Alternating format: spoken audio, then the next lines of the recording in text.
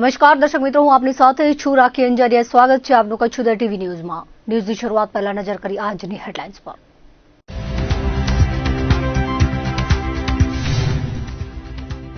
ગાંધીના મહાનગરપાલિકા કચેરી ખાતે ધમધમાટ શરૂ.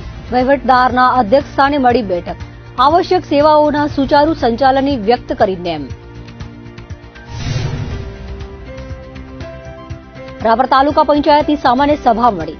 બેઠકમાં ત્રિમાસિક અંદાજપત્ર કરાયું રજૂ. વિવિધ વિકાસ કામો અંગે કરાઈ મહત્વપૂર્ણ વિચારણા.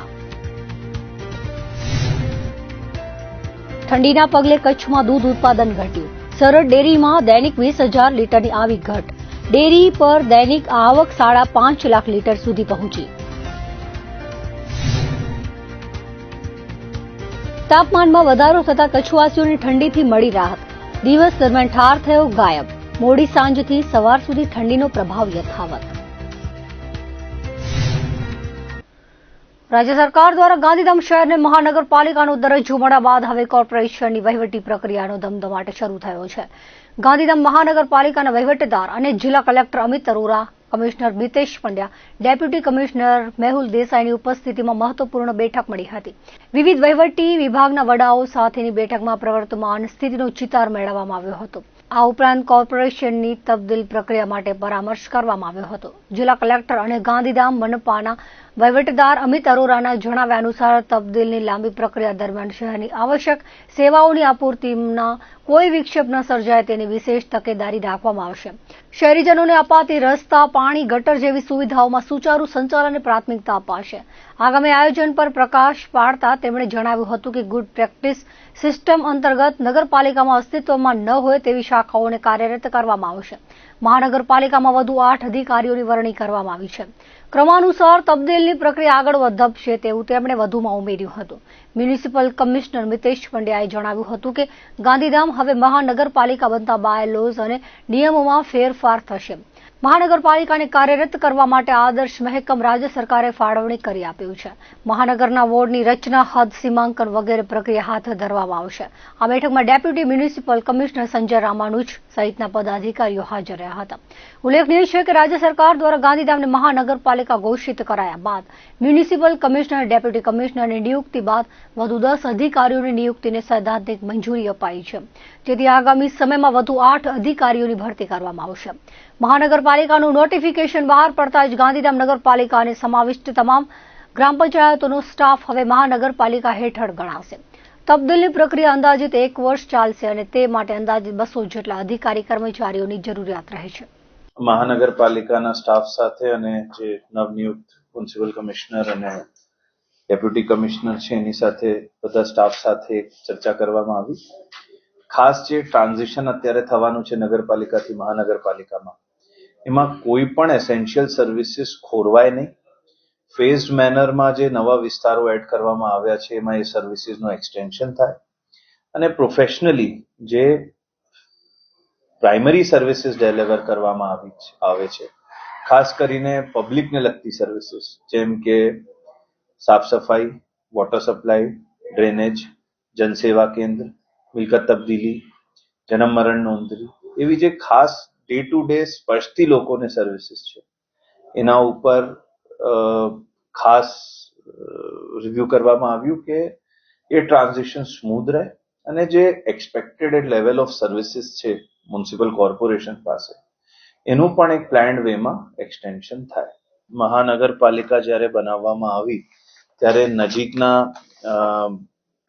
6 ગામોને એમાં સમાઈ લેવામાં આવ્યા છે. ઓલ્ધો એક કન્ટિન્યુઅસ વિસ્તાર છે, પર એ એક સિસ્ટમેટિકલી મહાનગરપાલિકામાં સમાવેશ થાય અને અત્યારે પ્લાન્ડ વેમાં એનું ઇન્ટિગ્રેશન થાય, જેમ કે એસેટ ટ્રાન્સફર છે, કે એ લોકોની ફાઇનાન્શિયલ અકાઉન્ટિંગ છે, કે રેકોર્ડ્સ છે, કે સરકારી મિલકતો છે, એનું એક પ્લાન્ડ વેમાં ટ્રાન્ઝિશન થાય અને જે એક્ઝિસ્ટિંગ સર્વિસીસ ચાલે છે એ ફેઝડ મેનરમાં મહાનગરપાલિકા દ્વારા ટેક ઓવર કરવામાં આવે, જેથી સર્વિસીસમાં પણ વધારા થાય, પરંતુ અત્યારે ટ્રાન્ઝિશનના લીધે કોઈ ગામની કોઈ પણ શેરીમાં પણ કોઈ સર્વિસીસ ખોરવાય નહીં. અને એટલે એ રીતનું આખું સૂચના જે તંત્ર છે એને આપવામાં આવી છે, તો એ રીતે કામ કરવામાં આવશે. નગરપાલિકામાંથી મહાનગરપાલિકામાં રૂપાંતરણ થયું એટલે આખો વિસ્તાર છે એ નગરપાલિકા અધિનિયમની જોગવાઈ હેઠળ એડમિનિસ્ટર થતો હતો. એના બદલે હવે ગુજરાત પ્રોવિન્શિયલ મ્યુનિસિપલ કોર્પોરેશન્સ એક્ટની જોગવાઈઓ હેઠળ એ એડમિનિસ્ટર એનું મેનેજમેન્ટ વહીવટી તંત્ર કામ કરવાનું શરૂ કરશે. એ એક ટ્રાન્ઝિશન હોય છે, એ આખો ફેઝ હોય છે. એમાં તમામ પ્રકારની સેવાઓ, તમામ પ્રકારની કામગીરીઓનું સ્વિચ ઓવર થતું હોય છે. એટલે અત્યારે પ્રાથમિક દ્રષ્ટિએ માનનીય કલેક્ટર સાહેબ વહીવટદારનો ચાર્જ ધરાવે છે. એમના માર્ગદર્શન હેઠળ આ ટ્રાન્ઝિશનની પ્રક્રિયા શરૂ કરવામાં આવી છે. હાલમાં મહાનગરપાલિકાનું જાહેરનામું બહાર પડેલ છે. આ અંગેની પ્રક્રિયા સરકાર કક્ષાએ ચાલી રહી છે. વિવિધ યોજનાઓ અને વિવિધ મહાનગરપાલિકાની સર્વિસીસને સ્ટ્રેન્થન કરવા માટે જે જુદી જુદી ગાઈડલાઇન્સ અને જે ગ્રાન્ટ અથવા તો ભંડોળ ફાળવવાનું થશે એની પ્રક્રિયા સરકારશ્રી દ્વારા ચાલુ છે. એ આવ્યેથી એ મુજબ આપણે એનું અમલીકરણ કરીશું. રાજ્ય સરકાર દ્વારા અંગ્રેજી નવા વર્ષના પ્રારંભે જ ગાંધીધામ શહેરને મહાનગરપાલિકાની ભેટ મળતા સંકુલમાં ઘેર ઘેર લાપસીના આંધણ મુકાયા હતા. ગાંધીધામ ભારતીય જનતા પાર્ટી દ્વારા શહેરના ઝંડા ચોક ખાતે તેમની ભવ્ય ઉજવણી કરવામાં આવી હતી. કાર્યકર્તાઓએ ફટાકડા ફોડી આનંદ વ્યક્ત કર્યો હતો. સંગઠનના પદાધિકારીઓ પણ ઉજવણીમાં જોડાઈ હર્ષની લાગણી વ્યક્ત કરી હતી.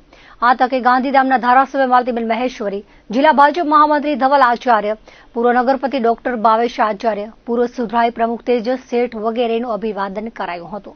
દરેક ગાંધીધામ વાસીઓમાં, દરેક લોકોમાં જન જન સુધી ખૂબ જ હર્ષ અને ઉલ્લાસની લાગણી છે. આજે જ્યારે વર્ષો જૂનું સપનું કે ગાંધીધામ એ મહાનગર બને એ સાચા અર્થમાં પરિપૂર્ણ થયું છે. 2025નું નવું વર્ષ અને નવા વર્ષની પહેલા જ દિવસે જ્યારે રાજ્ય સરકાર તરફથી આ ભેટ મળી છે, ત્યારે પ્રધાનમંત્રી શ્રી આદરણીય નરેન્દ્રભાઈ મોદી સાહેબ, મુખ્યમંત્રી શ્રી આદરણીય ભૂપેન્દ્રભાઈ પટેલ સાહેબ, ભારતીય જનતા પાર્ટીના પ્રદેશ અધ્યક્ષ આદરણીય CR પાટીલ સાહેબ, કચ્છના લોકપ્રિય સાંસદ આદરણીય વિનોદભાઈ ચાવડા સાહેબ, ભારતીય જનતા પાર્ટીના જિલ્લા અધ્યક્ષ આદરણીય દેવજીભાઈ વચન સાહેબનો હું ખૂબ ખૂબ આભાર વ્યક્ત કરું છું, જેમણે સૌએ સાથે મળીને ગાંધીધામના આ સ્વપ્નને પરિપૂર્ણ કરવામાં સાથ સહકાર અને સહયોગ કર્યો છે. આજે ગાંધીધામની વિકાસની ગતિ જે ઝડપે ચાલી રહી છે, મહાનગરપાલિકા અમલમાં આવવાથી એ ઝડપમાં બમણો વધારો થવાનો છે. કેન્દ્ર સરકારની પણ ગ્રાન્ટ મળવાની છે, ગ્રાન્ટમાં પણ અનેક ગણો વધારો થવાનો છે. ત્યારે હું ચોક્કસ માનું છું કે આવનારા સમયમાં ગાંધીધામની આ વિકાસની ગતિ એ વધુ ઝડપી વેગવંતી બનશે અને જેનો લાભ સાચા અર્થમાં જન જન સુધી પહોંચશે. ગાંધીધામના લોકોની વારંવારની માંગણી હતી કે ગાંધીધામ નગરપાલિકા કે જ્યાંની વસ્તી ખૂબ ઝડપથી વધી રહી છે અને પ્રાથમિક જરૂરિયાતો જેને નગરપાલિકા ગ્રાન્ટ ઓછી હોવાના કારણે પહોંચી નથી વળતી, તો વારંવારની રજૂઆત સરકારે ધ્યાનમાં લઈ સંસદ સભ્યશ્રી દ્વારા, ધારાસભ્યશ્રી દ્વારા, ગાંધીધામ ચેમ્બર ઓફ કોમર્સ દ્વારા તથા અન્ય સંસ્થાઓ દ્વારા પણ વારંવાર રજૂઆતો સરકારમાં કરવામાં આવતી હતી, જેને ધ્યાને લઈ અને ગાંધીધામને મહાનગરપાલિકાનો દરજ્જો આપવામાં આવ્યો છે. તેના માટે હું રાજ્ય સરકાર અને મુખ્યમંત્રી શ્રી ભૂપેન્દ્રભાઈ પટેલનો ખૂબ ખૂબ ગાંધીધામની જનતા વતી આભાર વ્યક્ત કરું છું. અને આવનારા દિવસોમાં અહીં ગ્રાન્ટો વધવાથી, મહેકમ વધવાથી અને એજ્યુકેટેડ સ્ટાફ આવવાથી જે વિકાસ ખૂબ ઝડપથી થશે અને જેનો ગાંધીધામ અને તેના તાલુકાના જે ગામનો સમાવેશ કરવામાં આવ્યો છે તેમને લાભ મળશે, એના માટે હું ખૂબ ખૂબ આભાર માનું છું. રોડ રસ્તાના 10 કરોડના કામ જે પાઇપલાઇનમાં છે, અંડરગ્રાઉન્ડ જે આપણે PGVCLનું કાર્ય થવાનું છે, એના સિવાય જે વરસાદી નાલાનો આખા ગાંધીધામ આદિપુરનો સરળ રીતે પાણીનો નિકાલ થાય વરસાદી પાણીનો, એના માટેનો પ્રોજેક્ટ પણ કાર્યરત છે. તો આ દરેક મોટા મોટા પ્રોજેક્ટો છે, રિંગ રોડનો છે, આ બધા ગ્રાન્ટો અહીંયા ખૂબ આવવાથી જે મહાનગરના કારણે વિકાસ ખૂબ ઝડપથી થશે. જે રીતે ગામડાનો સમાવેશ થાય અને વોર્ડો સીમાંકન પ્રમાણે વોર્ડોની રચના કરવામાં આવશે, જેનાથી ગામડાના ગ્રાન્ટના ભાવે જે વિકાસ નથી થયો તેનો પણ વિકાસ થશે. સાથે સાથે શહેરની વસ્તી જેમ રોજ રોજ વધે છે એટલે નવા નવા એરિયાઓ જે ડેવલપ કરવાની જરૂરિયાત થાય છે એ પણ ડેવલપ થશે. વિકાસની સાથે ટેક્સ વધશે એ વાત સાચી છે, પરંતુ જે રીતના વિકાસ થશે અને ગ્રાન્ટો મળશે એ રીતે ટેક્સનો વધારો બહુ નિમ્ન રહેશે, એટલે ઓલ ઓવર તો પ્રજાને ફાયદો જ મળવાનો છે. અંજાર તાલુકાની ઓળખ સમાન મેઘપર કુંભારડી અને મેઘપર બોરીચી ગામને ગાંધીધામ મહાનગરપાલિકામાં સમાવી લેવાનો નિર્ણય સદંતર અયોગ્ય છે તેવું અંજાર આઇડેન્ટિટી મિશનના LV વોરાએ જણાવ્યું હતું. તેમણે જણાવ્યું હતું કે મેઘપર ગામ અંજાર તાલુકામાં આવેલા હોવાથી ગાંધીધામ નગરપાલિકા પાસે કોઈ સત્તા ન હોવા છતાં મનપામાં તેના સમાવેશનો ઠરાવ કર્યો હતો. સંસ્થાએ ભૂતકાળમાં મુખ્યમંત્રીને મળી અમદાવાદ અને ગાંધીનગર મહાનગરપાલિકાના દ્રષ્ટાંત સાથે મેઘપર ગામનો મનપામાં સમાવેશ ન કરવા ભારપૂર્વક રજૂઆત કરી હતી. જે તે સમયે મુખ્યમંત્રીએ પણ આશ્વાસન આપ્યું હતું, પરંતુ તેવું નથી. અંજાર ઐતિહાસિક શહેર છે. અંજાર શહેરની અડોઅડ આવેલ મેઘપર ગામને ગાંધીધામ મહાનગરપાલિકામાં સમાવી દેવાથી અંજાર શહેરના ભાવિ વિકાસે રૂંધવામાં આવ્યું છે. મેઘપર ગ્રામ પંચાયતે પણ કોઈ જ ગ્રામસભા બોલાવ્યા વગર મનપામાં સમાવેશનો જે ઠરાવ કર્યો હતો તે અયોગ્ય છે. સંસ્થા આ મુદ્દે પોતાની લડત અવિરત રાખશે તેવું તેમણે વધુમાં જણાવ્યું હતું. મેઘપર અંજારનું આંગણું કહેવાય, અંજારનું નાક કહેવાય, જે કહીએ તે.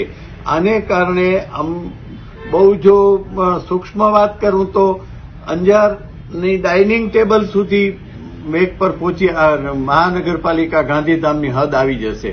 અમારો સાંગ નદીનો છેડો છે, એની ઓલા છેડાથી અમે જઈએ બહાર એટલે અમે ગાંધીધામ મહાનગરપાલિકામાં પ્રવેશી ગયા એવી અમારી હાલત થશે. તો અંજારનું ભવિષ્ય શું? અંજાર નગરપાલિકાનું વિસ્તરણ કરવું હોય તો અંજાર નગરપાલિકા વિસ્તરણ કઈ બાજુ કરશે? બધી રીતે મેઘપર જોડાયેલું છે અને ગાંધીધામ તો 75 વર્ષ પહેલા ઉભું થયેલું છે. જ્યારે મેઘપર 400-450 વર્ષ જૂનું મેઘપર આજે એ મેઘપરની આપણે એ મેઘપરનું અસ્તિત્વ મિટાવી અને ગાંધીધામમાં મિલાવી દેવું એ પણ કેટલી હદે એ સારું કહેવાશે. સરકાર એક તરફ એવું કરે છે કે જે ગ્રામ પંચાયતો વસ્તી અને વિસ્તારની દ્રષ્ટિએ સક્ષમ છે તેને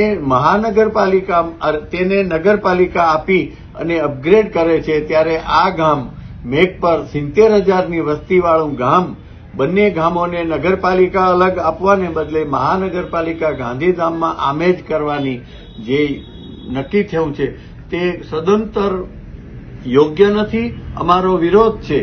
તમે એને મેઘપરને પોતે સક્ષમ હોવાથી સરકારશ્રીની હાલની નીતિ અનુસાર જેમ બીજા ગામોને પોતાની જુદી નગરપાલિકા આપેલી છે તે રીતે મેઘપરને પણ પોતાનું સ્વતંત્ર અસ્તિત્વ જાળવી રાખવા માટે એને અલગ નગરપાલિકા આપવી જોઈએ, જેથી લોકોના સુખ સગવડ પણ સચવાઈ રહેશે. લોકોને એમાં નગરપાલિકા થતાં જે મળતી ગ્રાન્ટોમાંથી એમાં ઇન્ફ્રાસ્ટ્રક્ચર પણ નવું ઊભું થઈ શકશે અને ઘણી બધી રીતે મેઘપર સ્વતંત્ર રીતે પ્રગતિ કરી શકશે. મેઘપર, બોરીચી અને કુંભારડી બંને અંજાર તાલુકાના છે, ગાંધીધામ તાલુકાના નથી. ત્યારે ગાંધીધામ નગરપાલિકાએ એટલું તો કરવું જોઈતું હતું કે પોતાના ગામોને જ આમંત્રણ આપવું હતું પોતાનામાં મહાનગરપાલિકામાં સમાવવા માટે, ઠરાવ માટે.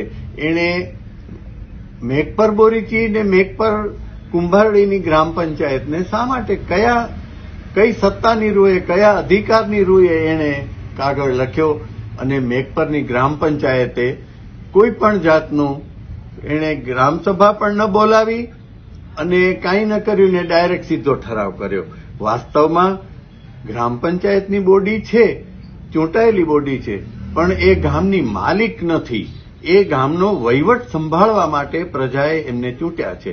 પણ આવી જ્યાં મહત્વની બાબત ચાલતી હોય ત્યાં ગ્રામ પંચાયતે કાયદેસર રીતે ગ્રામસભા બોલાવી અને લોકોના શું વિચારો છે તે વિચારો પણ એમણે જાણી અને લોકો શું ઈચ્છે છે તે બધું જાણીને પછી જ ઠરાવ કરવો જોઈએ, જે આ કિસ્સામાં કરવામાં આવેલ નથી.